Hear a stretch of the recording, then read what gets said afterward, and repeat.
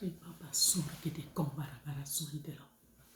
Loriambarabara surgede kombarabara swindelo. Ribaba surgede kombarabara swindelo. Loriambarabara surgede kombarabara swindelo. Ribaba surgede kombarabara swindelo. Ribobo surgede kombarabara swindelo. À Dieu soit la gloire. Nous bénissons le nom de celui qui est élevé au-dessus de tout, celui qui règne d'âge en âge et qui ne nous abandonne jamais. Nous voulons rendre grâce à l'Éternel des armées, le Dieu pourvoyeur, le Dieu unique, le Dieu qui existe par lui-même, le Dieu qui n'abandonne jamais dans la détresse. Alors, je suis très heureuse de vous retrouver ce matin sur Gloire de l'élection divine TV, là où la gloire de l'Éternel vous localise pour vous régénérer, pour vous restaurer, pour vous restituer vos droits d'enfant de Dieu et pour vous rétablir dans la société. Que Dieu vous bénisse. Bienvenue sur Parole pour aujourd'hui en direct. Nous poursuivons notre thème de l'année 2022 qui est la nouvelle saison. Alors, le sous-thème de ce mois d'octobre, qui est le 10e mois, le mois de l'obéissance, est « Ne poursuis pas Israël, Dieu marche devant lui ». Alors, je disais tantôt que notre sous-thème est « Ne poursuis pas Israël, Dieu marche devant lui ». Alléluia. Alors, nous allons prendre maintenant le livre sur lequel s'appuie cette parole et nous allons étayer ce thème avec le livre d'Exode. Exode 14, nous allons prendre à partir du verset 10. Nous allons faire notre lecture, mais on commence par le verset 9. Alors, il dit, les Égyptiens les poursuivirent et tous les chevaux, les chars de Pharaon, ses cavaliers, son armée les atteignit. Campés près de la mer, vers Pi-Ibiroth, vis-à-vis de Baal-Séphon. Alléluia. Je disais tantôt que notre thème est « Ne poursuis pas Israël, Dieu marche devant lui ». Alléluia. Alléluia. Donc notre thème est « Ne poursuis pas Israël, Dieu marche devant lui ». Et j'avais dit que ce thème allait s'appuyer sur le livre d'Exode, Exode 14, à partir du verset 10. Mais nous allons commencer par le verset 9. Alors, on prie le Seigneur. Père Céleste, sans toi, nous ne pouvons rien. S'il te plaît, viens prendre le contrôle. Toi qui peux tout, guide-nous. Donne-nous ce qui est nécessaire, la nourriture qu'il faut à chacun d'entre nous pour grandir spirituellement et pour t'honorer et pour réjouir ton cœur paternel sur cette terre, afin que tes objectifs soient atteints dans nos vies. Merci de prendre le contrôle, Saint-Esprit. Je m'abandonne entre les mains. Que la chair soit écartée au nom de Jésus. Amen. Alléluia. Alors, le livre d'Exode 14, à partir du verset 10, on prend le verset 9. Les Égyptiens les poursuivirent et tous les chars, tous les chevaux, les chars de Pharaon, ses cavaliers et son armée les atteignirent campés près de la mer, vers Pi-Hahiroth, vis-à-vis de Baal-Séphon. Alléluia. Le verset 10, Pharaon approchait. Les enfants d'Israël levaient les yeux et voici les Égyptiens étaient en marche derrière eux. Et les enfants d'Israël eurent une grande frayeur et crièrent à l'Éternel. Alors, on ne va pas tout lire, nous allons poursuivre. Je disais tantôt que notre thème est « Ne poursuis pas Israël, Dieu marche devant lui ». Alléluia. Alors, nous allons prendre le verset 13 maintenant d'Exode 14. le verset 13, Moïse répondit au peuple, ne craignez rien, restez en place, regardez la délivrance de l'Éternel. On reprend le verset 13. Moïse répondit au peuple, ne craignez rien, restez en place et regardez la délivrance que l'Éternel va vous accorder en ce jour. Car les Égyptiens que vous voyez aujourd'hui, vous ne les verrez plus jamais. Alléluia. Alors, notre thème, je rappelle que c'est ne poursuis pas Israël, Dieu marche devant lui. Alors, c'est l'histoire du peuple d'Israël, comme on le disait dans le livre d'Exode, depuis le début de cette année, on parlait de la nouvelle saison. Le temps de Dieu était arrivé pour amener son peuple dans la nouvelle saison, pour accomplir les promesses qu'il avait faites à ses enfants. Alors, pour que cette promesse s'accomplisse là, il a fallu à Dieu de déplacer, c'est-à-dire Dieu avait voulu que son peuple se déplace en tout cas, de l'endroit de l'Égypte, là où il se trouvait, pour les amener à Canaan, afin de réaliser ses promesses envers ses enfants.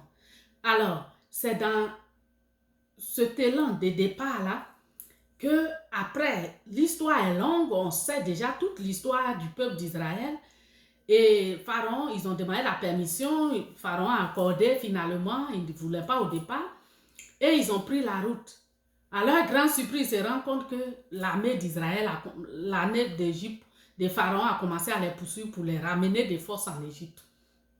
Alors le peuple d'Israël a commencé à avoir peur et Moïse s'est adressé à Dieu. Ils ont crié à l'Éternel et Moïse a dit quelque chose à Dieu. Alors Moïse aussi s'est adressé à son peuple, au peuple de Dieu pour dire, ne craignez pas, car les Égyptiens que vous voyez aujourd'hui, vous ne les verrez plus jamais. Alléluia. Alors donc je disais que notre thème est ne poursuis pas Israël, Dieu marche devant lui. Nous allons voir pourquoi, en avançant au fond de nos tests, nous allons voir pourquoi ce thème. Pourquoi ne poursuis pas Israël, Dieu marche devant lui. Parce que Israël, en fait, n'est pas une personne extraordinaire, une personne ordinaire. Un enfant de Dieu n'est pas une personne ordinaire. Parce que Dieu mène tous ses combats pour lui. Physiquement, peut-être il n'a l'air de rien. Les gens le négligent, les gens le sous-estiment. Mais si des personnes, un peuple, une personne, une famille qui a une alliance avec Dieu, ne t'engage pas dans le combat avec lui parce que ce n'est même pas la personne que tu combats Dieu lui-même. Personne ne peut combattre Dieu. Alléluia. Alors, on avance. Nous allons prendre maintenant notre troisième test qui est Exode 14 à partir du verset 19. Nous allons maintenant prendre le verset 19. L'ange de Dieu qui allait devant le camp d'Israël partit et alla derrière eux.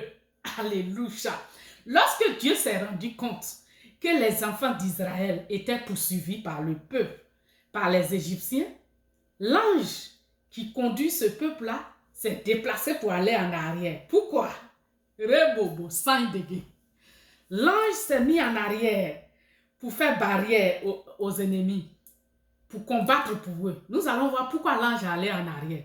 Il a dit, l'ange de Dieu qui allait devant le camp d'Israël. C'est pourquoi j'ai dit, le thème est ne poursuis pas Israël, Dieu marche devant eux. Parce que l'ange, il est dit ici au verset 19, l'ange de Dieu qui allait devant le camp d'Israël, c'est-à-dire ce peuple-là ne marche pas par hasard, il ne marche pas par la chair, il se laisse guider par Dieu. Alors, d'où vient ce thème? Ne poursuis pas Israël, Dieu marche devant lui. Alléluia. Alors, il est dit au verset 19, l'ange de Dieu qui allait devant le camp d'Israël partit et alla derrière eux. Et la colonne de nuée qui les précédait partit et s'éteint derrière eux. Alléluia. Alors, lorsque Dieu sait que le combat devient dur et difficile pour les simples êtres humains que nous sommes, lui-même prend le défense du combat. Lui-même combat pour nous. Alors, au lieu qu'il marche maintenant devant, il s'est mis en arrière pour que ce soit lui maintenant qui combatte les ennemis. Alors, il s'est mis en arrière. Nous allons voir pourquoi il s'est mis en arrière. Nous allons poursuivre notre texte.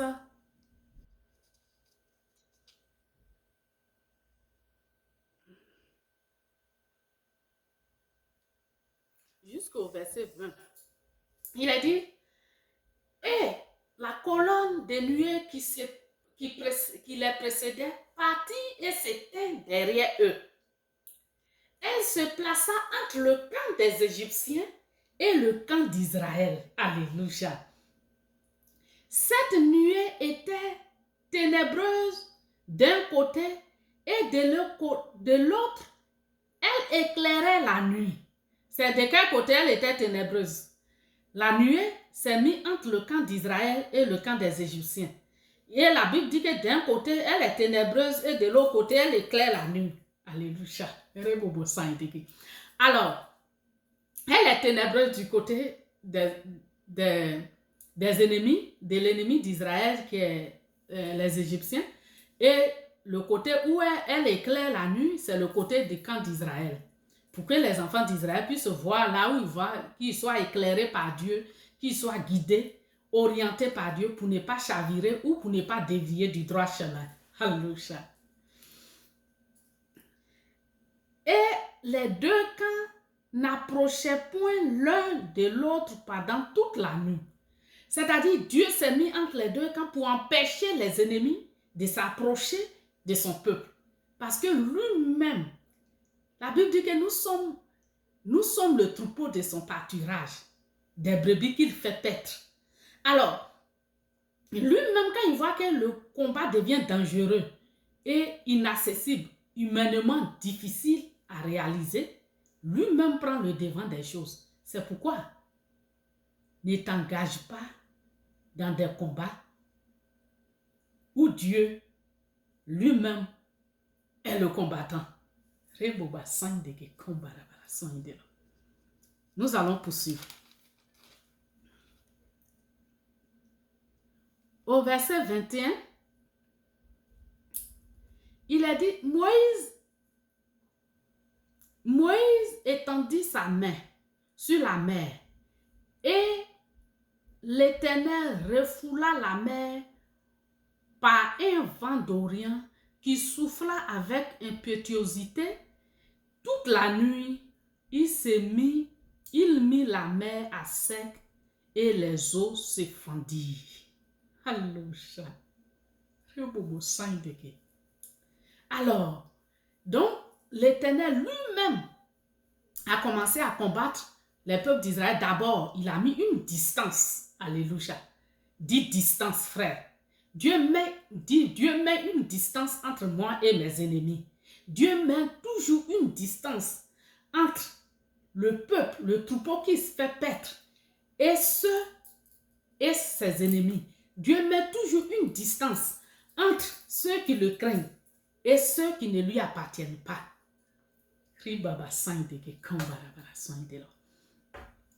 Alors, nous poursuivons. La Bible dit que les eaux se fendirent. Nous allons prendre notre verset 4. Et les eaux se fendirent.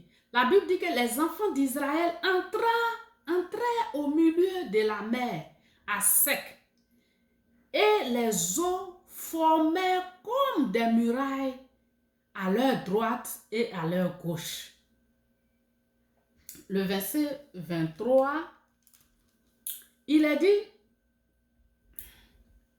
les Égyptiens les poursuivirent et tous les chevaux de Pharaon, ses chars et ses cavaliers entrèrent après eux au milieu de la mer. Oh, les gens n'ont pas peur.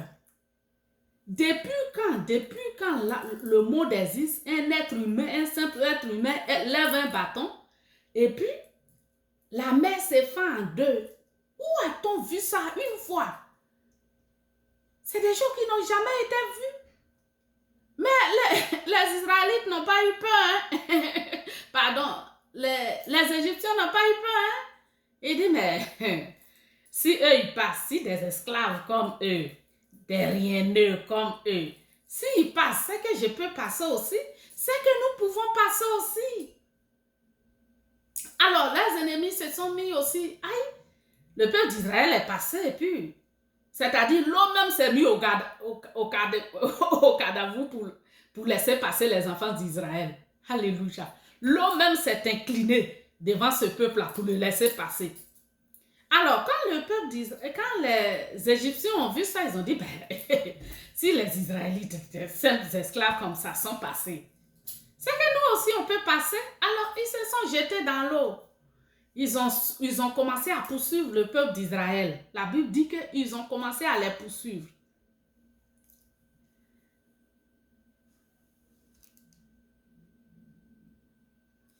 Ok. On dit, les Égyptiens les poursuivirent et tous les chevaux de Pharaon, ses chars, ses cavaliers entrèrent après eux au milieu de la mer. À la veille du matin, l'Éternel, de la colonne du feu et des nuées, regarda le camp des Égyptiens. Alléluia. Suivez bien cette lecture. À la veille du matin, il a dit que les Israélites sont rentrés dans la nuit derrière le peuple. Les Égyptiens dans la nuit là sont rentrés derrière le peuple d'Israël dans l'eau pour aller les attraper. Mais s'ils sont passés, c'est que nous aussi on peut. Eux aussi ils sont rentrés. Non seulement Dieu met une distance entre ses enfants et leurs ennemis, mais il établit aussi une différence entre eux, entre ceux qui lui appartiennent et ceux qui ne lui appartiennent pas. Vous allez tous rentrer dans l'eau, mais vous n'allez pas sortir de la même manière. C'est pourquoi ne poursuis pas Israël. Dieu marche devant lui. Alors, la Bible dit maintenant, le matin, Dieu regarde du haut de la nuée, où il surveille ses enfants pour les protéger, pour combattre pour eux là. Il voit que les Égyptiens aussi, eux aussi, ils traversent. Lui-même, c'est moi qui le dis, la Bible ne le dit pas. Je sais que Dieu a ri. Il dit, mais ceux-là même. Mais qui êtes-vous pour venir passer là? Ce chemin ne vous est pas destiné.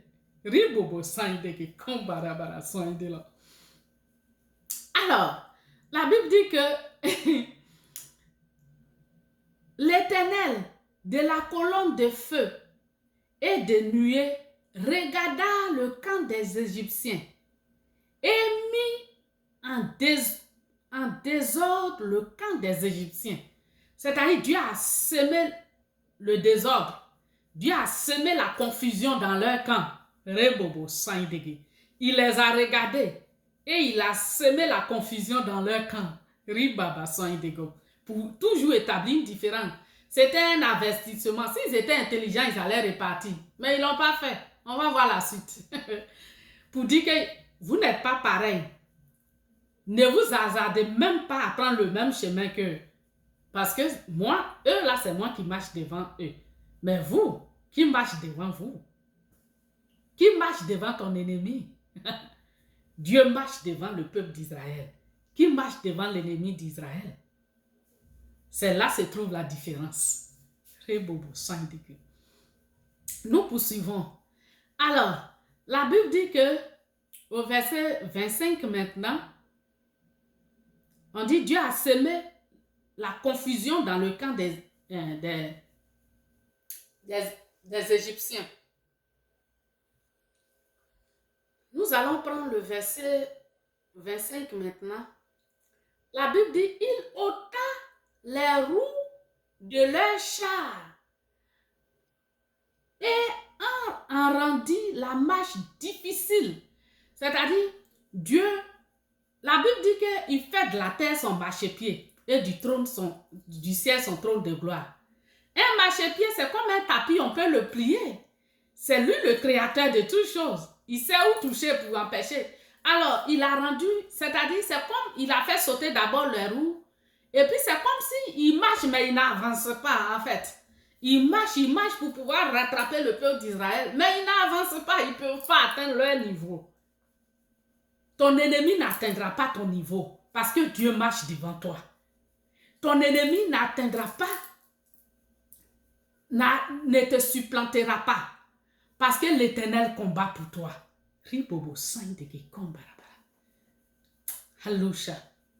Alors, la Bible dit que Dieu ôta les roues de leur char et en rendit la marche difficile. Les Égyptiens disent alors, ils ont commencé à devenir intelligents. Fuyons devant Israël, car l'Éternel combat pour lui contre les Égyptiens. Alléluia. Alors, la Bible dit que quand Dieu a commencé à rendre leur marche difficile, du coup, ils font tout, mais les roues de leur char sautent. Alors, il y a quelques-uns qui ont commencé à être intelligents. Ils ont dit, fuyons devant ce peuple-là, parce que Dieu combat devant lui.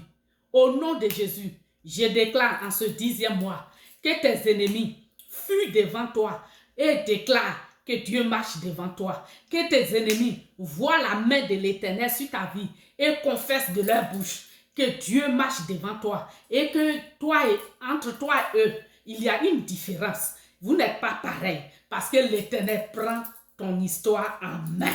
Alléluia. Alors, nous allons lire notre dernier verset, nos deux derniers versets, qui est le verset 26 et le verset 27. L'Éternel dit à Moïse, étends la main sur la mer, et les eaux reviendront sur les Égyptiens, sur leurs chars et leurs cavaliers. Alléluia. On reprend le verset 26 d'Exode 14.